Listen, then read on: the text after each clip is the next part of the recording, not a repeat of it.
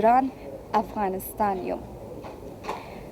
اکنون به راه اندازی نخستین مرکز زبانهای خارجی و برنامه‌های کامپیوتری ویژه بانوان در کابل.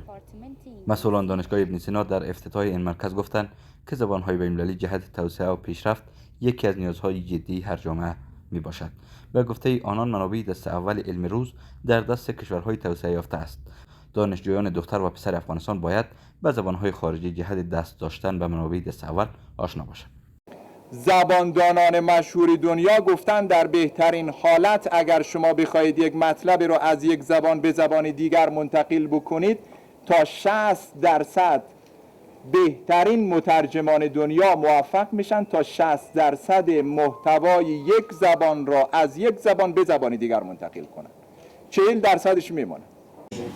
اون چیز توان دانشگاه ابن سینا بوده به عنوان یک مرکز آموزشی علمی که از آغاز تا کنون تمام دغدغه‌اش بوده که دانش و عقلانیت و خرد خودباوری را در جامعه نهاده نکند. خرد و خودباوری، عقلانیت و منطق را در جامعه نهاده نکند. همچنان به گفته استادان دانشگاه ابن سینا این مرکز صرف برای بانوان راه اندازی شده که همه پرسنل، دانش آموزان و دانشجویان آن بانوان می باشد. به گفته آنان این مرکز با جواز رسمی وزارت معارف فعالیت خود را آغاز کرده است.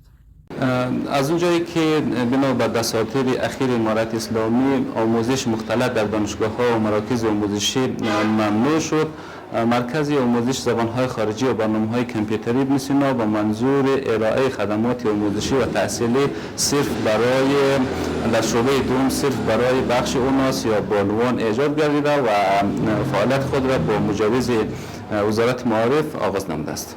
همچنان بخش کامپیوتری هم ما اینجا تدریس میکنیم.